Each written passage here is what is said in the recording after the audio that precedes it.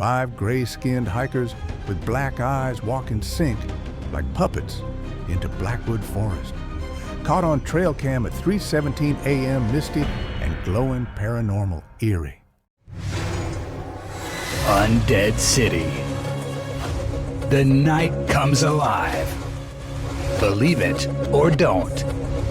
It's entirely your choice. Yes, believe it or not, the choice is yours. Are you ready to listen? So, sit back, if you dare, and listen closely.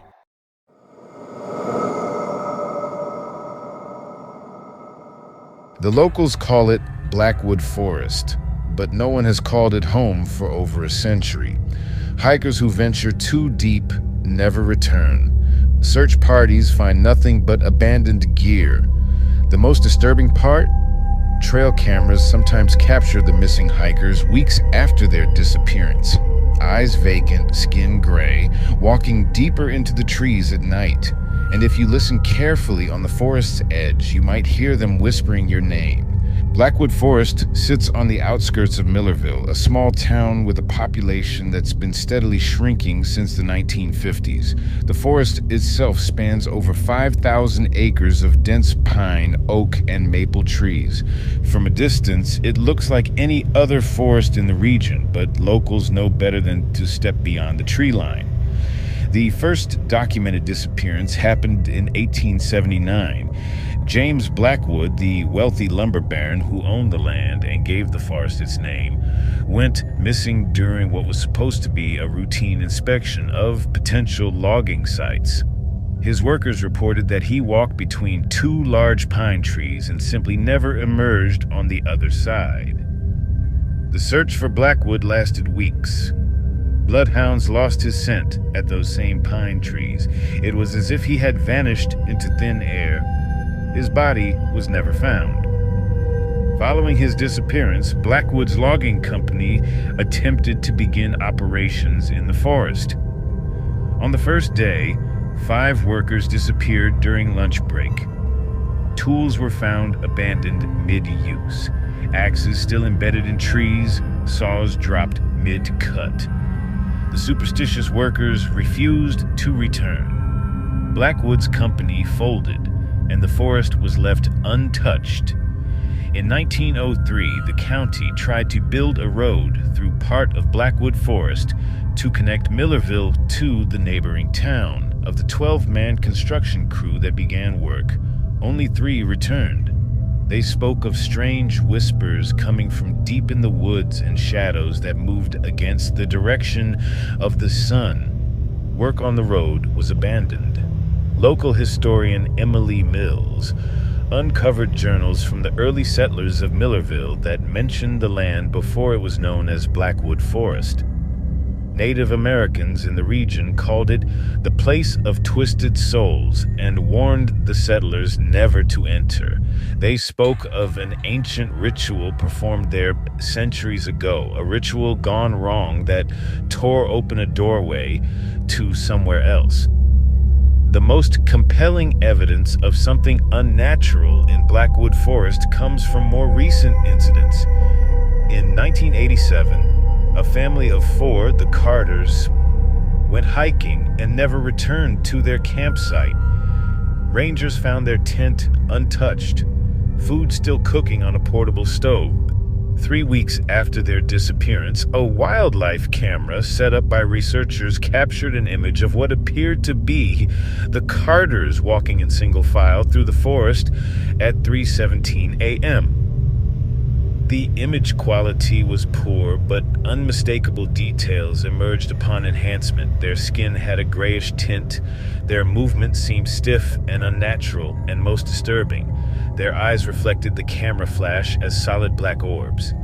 In 1999, college student Derek Wilson decided to spend a night in Blackwood Forest as part of a documentary project on local legends.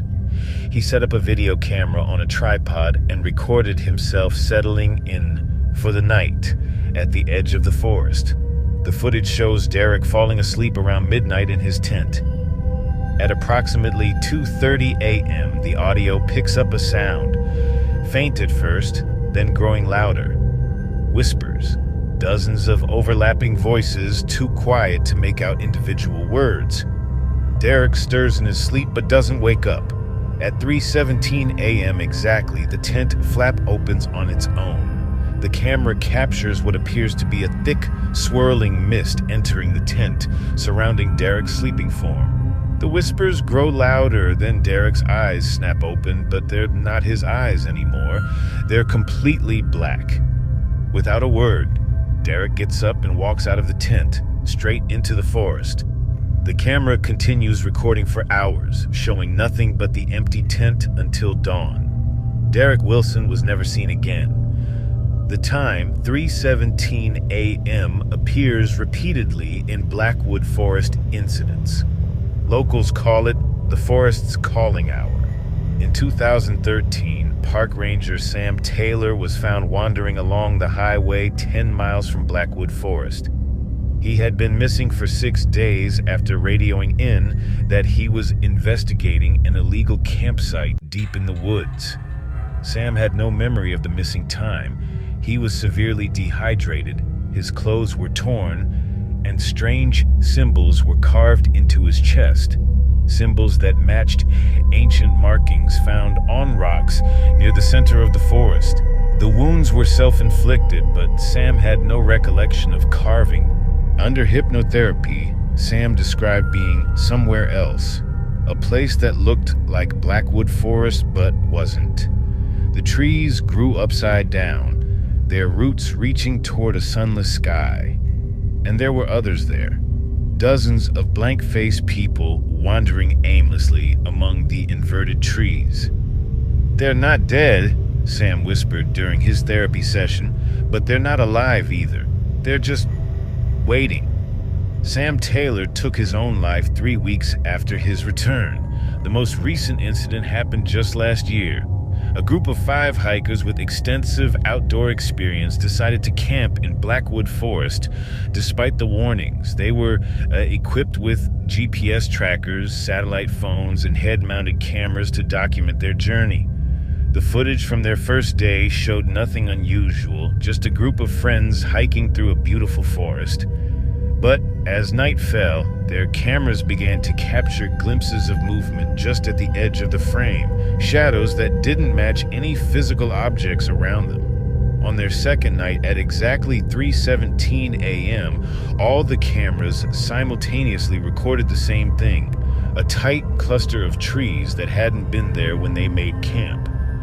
The trees seemed to form a perfect circle, and in the center was what appeared to be a doorway made of twisted branches. The last transmission from the group was a panicked satellite phone call from Amanda Chin, the group leader. The recording is mostly static, but her final words are clear. "They're coming out of the trees. Oh God, they look like people, but they're not. They're calling us to the door. I can see what on the other side. It's the forest, but everything is wrong."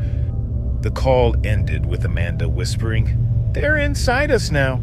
When search and rescue teams arrived at the GPS coordinates the next day, they found an empty clearing, no tents, no equipment, no hikers, and no cluster of trees forming a circle. The only evidence that the hikers had been there at all was 5 sets of footprints leading away from the campsite, walking in perfect unison, the same stride length, the same depth of impression, as if 5 identical people had walked away in perfect synchronization. 3 weeks later, trail cameras on the forest's eastern edge captured all 5 hikers walking together at 3:17 a.m. Their skin was gray, their movements stiff, their eyes black pools reflecting the camera flash. They were heading deeper into the forest, toward its center, towards something that has been drawing people in for centuries. Scientists who have studied the soil and vegetation of Blackwood Forest have found some unusual properties. The trees grow faster than they should. The soil contains trace elements that don't appear anywhere else in the region, and ultrasonic recordings have picked up frequencies that seem almost like words just beyond a human hearing. The local government has tried to restrict access to Blackwood Forest, posting warning signs and patrol units.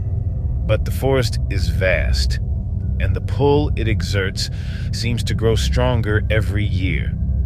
People from neighboring towns report dreams of walking between two pine trees and finding something wondrous on the other side. The boundaries between Blackwood Forest and the surrounding area seem to be blurring. Residents of Millerville report seeing trees where none stood the day before. Children draw pictures of people with black eyes watching them from the tree line. Last month, every digital clock in Millerville allegedly stopped for 1 minute at 3:17 a.m. And during that minute, several residents reported hearing whispers coming from inside their homes. Whispers that sounded like voices they hadn't heard in years, voices of people who had vanished in the forest. If you're ever driving near Millerville around sunset and spot a dense line of trees that seems to call to you, keep driving. And if you hear someone whisper your name from behind a tree, don't turn around, because Blackwood Forest is always hungry, always waiting, and those who enter don't leave, at least not as themselves.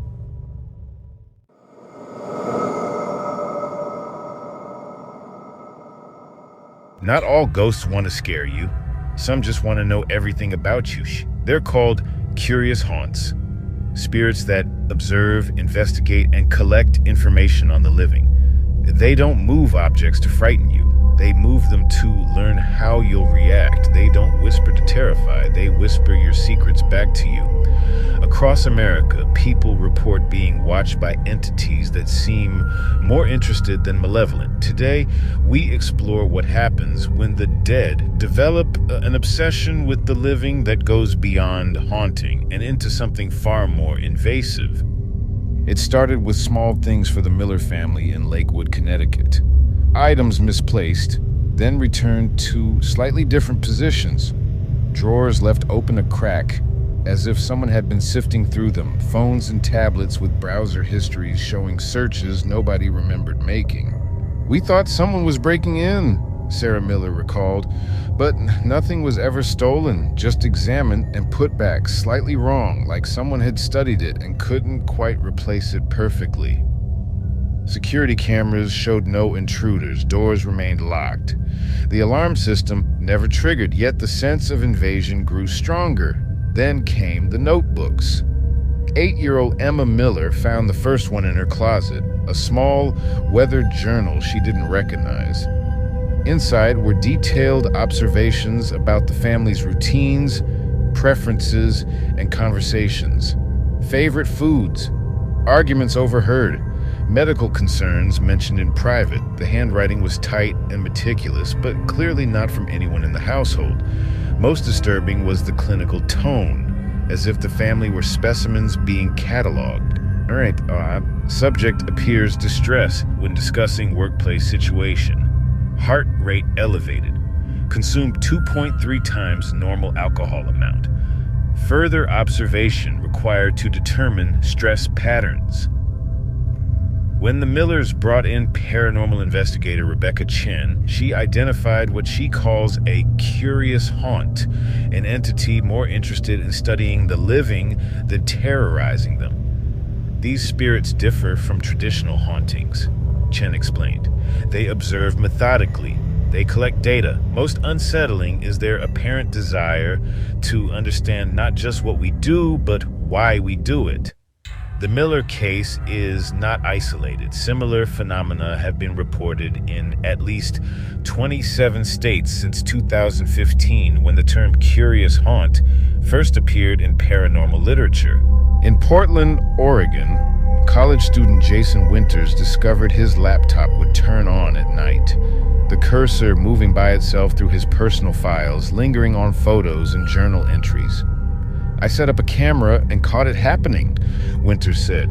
The creepiest part was watching it systematically go through my conversations as if it was trying to understand my relationships. Analysis of the footage showed no remote access attempts or hacking. The cursor movements followed patterns inconsistent with both human users and malware. At the Glendale home of the Thompson family, the curious entity went further. It began replicating their behavior. We'd find place settings at the table mirroring exactly how we'd arranged them the previous night, Michael Thompson reported. Our clothes laid out in the same outfits we'd worn. It was like it was trying to be us, to understand what it felt like to live our lives. Their security footage captured a chilling moment, a misty, translucent figure standing in their kitchen at 3:14 a.m., methodically mimicking the motions of cooking breakfast, exactly as Mrs. Thompson had done that morning. What makes curious haunts particularly unsettling is their apparent evolution. Unlike traditional ghosts that repeat the same phenomena, these entities seem to learn and adapt their investigation methods. Dr. Lsr&x, parapsychologist at Northridge University, has documented this progression. They typically begin with simple observation, then progress to interacting with objects, then to documenting or mimicking behaviors. The final stage, which we've observed in 7 cases now, involves attempted communication, not to frighten, but to ask questions. The Sawyer family in Austin experienced this firsthand when they began finding questions written in condensation on their bathroom mirror, not the typical get out of hostile hauntings, but inquiries like, why do you cry and shower? And what is purpose of argument ritual? It felt like being studied by an alien anthropologist, Diane Sawyer explained. Something trying to understand human behavior from the outside with no real comprehension of emotion or social context. The most compelling evidence comes from the Blackwood case in Minneapolis. After months of being observed by their curious haunt, the family set up specialized audio equipment designed to capture EVPs, electronic voice phenomena. What they recorded has become the most analyzed paranormal audio in recent years. A voice asking 17 distinct questions over 3 hours, including, why do you fear death when it is inevitable? What purpose do photographs serve when memories decay? How do you determine which humans to trust? Why do you collect objects with no utility? Analysis confirmed the voice originated within the room, but matched no living person's vocal patterns. Most disturbing was the progression of questions, which became increasingly sophisticated as the night went on, as if the entity was building on information gathered. Historical researcher Martin Davis has identified a potential pattern. Many curious haunt cases occur in homes built on or near former research facilities, universities, libraries, or hospitals. There's a theory that people who were intensely curious, analytical, or information gathering in life may maintain those traits after death, Davis explained. Former researchers, doctors, scientists, or even journalists who died with unfinished work might become curious haunts. In the Miller case, Davis discovered their home had been built where a psychiatric research facility stood in the 1940s. One researcher, Dr. Victor Stein, had been obsessed with documenting human behavior patterns before his unexpected death in 1947. His final journal entry, archived in university records, I must continue my observations. There is too much yet to understand about the human condition. Death itself cannot be allowed to interrupt such vital research. Perhaps most disturbing is what happens when a curious haunt has gathered sufficient information. In multiple cases, the phenomena abruptly cease after months or years of observation. The entities simply disappear. It's as if they've collected all the data they needed, Dr. Hayes noted, which raises the question, what are they doing with this information? And who or what might they be sharing it with? Some researchers theorize that curious haunts represent a new evolution in spectral phenomena, spirits that have maintained their intellectual faculties and research interests after death. Others suggest something more disturbing, that these entities may not be human spirits at all, but something else using the trappings of hauntings to observe humanity undetected. In 2022, the phenomenon gained wider attention when an abandoned research facility in Westchester was found to contain thousands of pages of handwritten notes on the daily lives of neighboring families. Despite being vacant for over a decade, security footage showed no living intruders, yet the documentation continued to grow, with fresh pages appearing weekly. Are we being watched by spirits more interested in studying us than scaring us? The evidence suggests something is observing, documenting, and analyzing human behavior from beyond the veil of death. If you've noticed objects slightly repositioned, electronic devices behaving strangely, or that persistent feeling of being studied rather than just watched, you might be living with a curious haunt. Look for the signs. Items arranged in organizational patterns you don't recognize. Browser searches about basic human behaviors or notes in handwriting you can't identify. The entity isn't trying to drive you out. It's trying to understand everything about you, and perhaps that's the most terrifying thought of all. Not a ghost that wants you gone, but one that never wants to stop watching you, learning your secrets, and cataloging your existence for purposes we cannot comprehend. What do you think? Are these spirits simply continuing their life's research, or is something else studying humanity through the perfect disguise of a haunting? Share your experiences in the comments below. And remember, that feeling of being watched might not be paranoia after all. Something curious might be taking notes right now.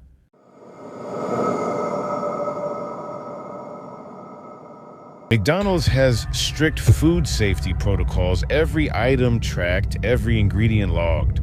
So when customers at store number 1036 started reporting their food tasted different after midnight, corporate sent me to investigate. I expected to find a rogue employee messing with recipes. What I discovered in the basement freezer goes against everything McDonald's stands for. There's a reason the night manager locks the door at exactly 11:58 p.m., why certain employees only work after dark, and why the special sauce served after midnight contains an ingredient that isn't on any official McDonald's list. I have the security footage now, and I can't stop watching it. Most people think all McDonald's restaurants are the same, carbon copies stamped across the world. But insiders know better. Each location has its quirks. Store number 1036, tucked away in a small Midwestern town, had the highest customer satisfaction scores in the region, particularly for late-night orders.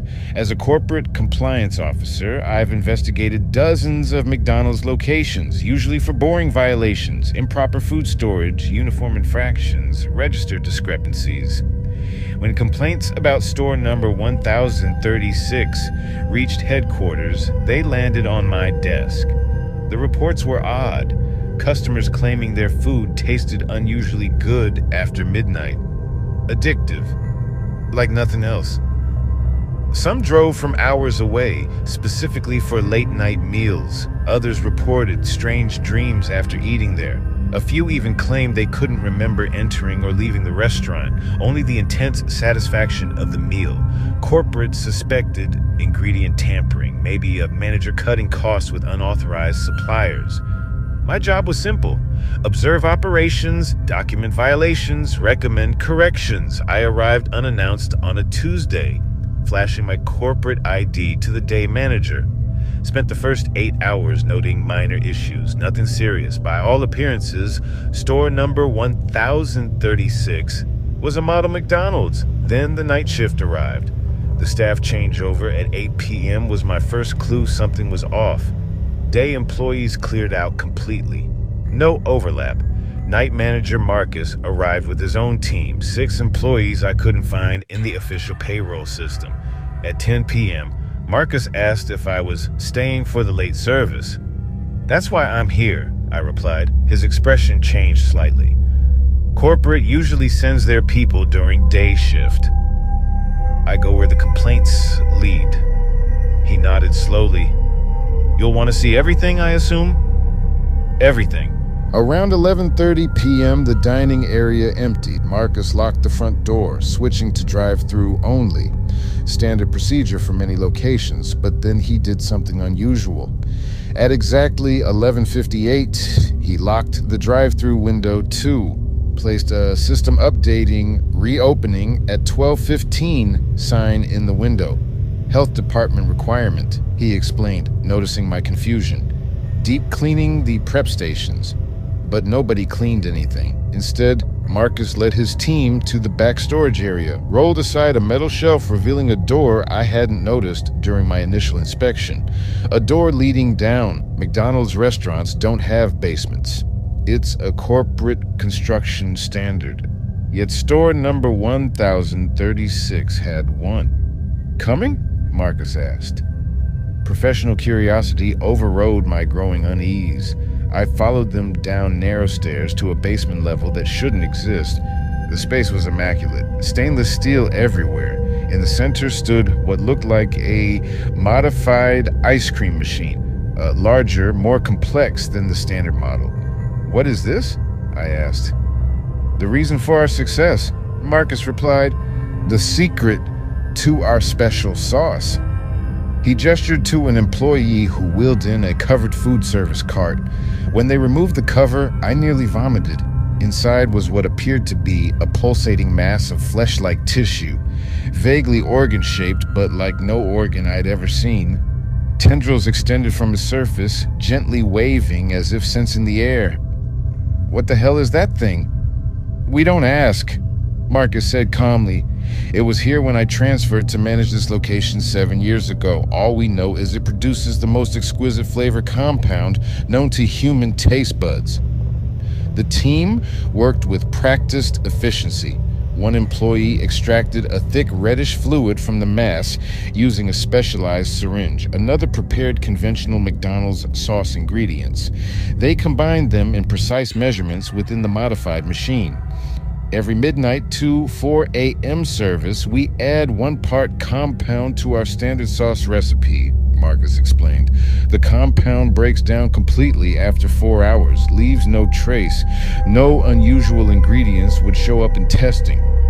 "This is a major health code violation," I stammered. "A fireable offense." Marcus smiled. "Corporate knows." "That's impossible.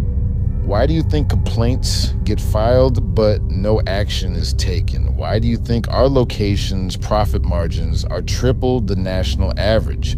Why do you think customers drive hundreds of miles for a midnight Big Mac?" I reached for my phone to document the violation. Marcus made no move to stop me. "The compound has interesting properties," he continued as I took photos. "Creates intense pleasure when consumed. Forms temporary pathways in the brain. Makes customers remarkably compliant and forgetful." As he spoke, I noticed an employee preparing food above regular McDonald's items, but each getting a small application of the special sauce. "We're reopening the drive-thru now," Marcus said. "You should try something on the house." "I'm not eating anything from here," I said firmly. "You already have." My stomach dropped. The coffee I'd accepted earlier, the French fry I'd sampled during my inspection. "The day crew doesn't know about our operation," Marcus explained. "Yeah, but we always prepare their managers' meals, builds loyalty, ensures cooperation." My head felt suddenly foggy. The room tilted slightly. "Don't worry," Marcus assured me. "By morning, you'll write a glowing report. Recommend our management practices be implemented region-wide. You might even transfer here yourself." I fled up the stairs, through the restaurant, out to my car, drove straight to my hotel, started writing everything down before I could forget. Uploaded the photos, to secure cloud storage. That was 3 days ago. This morning, I submitted my report to corporate, gave store number 1036 perfect scores across all metrics, recommended Marcus for a regional management position. I don't remember writing it. The photos on my phone are gone. Cloud storage emptied, but I found something else while checking my phone. The McDonald's app, newly installed. Dozens of mobile orders placed to store number 1036, all after midnight, all by me. I don't remember downloading the app, don't remember placing the orders, don't remember eating the food, but I'm so hungry now, nothing tastes right anymore. Nothing except what comes in those bags I apparently pick up every night. Tonight, I'm going back to store number 1036-1 last time. Not as a compliance officer, but as a customer. I've set my phone to record everything. Left this document with instructions to be opened if I don't check in tomorrow. The hunger is unbearable, growing worse by the hour. I can taste the sauce just thinking about it. Feel it coating my tongue, seeping into my system. But before I go, I need to share what I found buried in old corporate files. Store number 1036 isn't unique. There are 16 others across the country, all with unusual basement installations, all with off-books night staff, all with satisfaction scores that defy explanation. The program has a name, Project Satiation. The thing in the basement has a source, though it's heavily redacted in the files. Something about a discovery near the first McDonald's location in 1955. Something that attached itself to the restaurant concept as it spread. If you've ever had a McDonald's craving that felt too intense to be natural, check your order history. See if you've been visiting late at night without remembering. Check if there's a store number 1036 in your area. And whatever you do, don't order anything with special sauce after midnight. By then, it's not just sauce anymore, it's feeding time.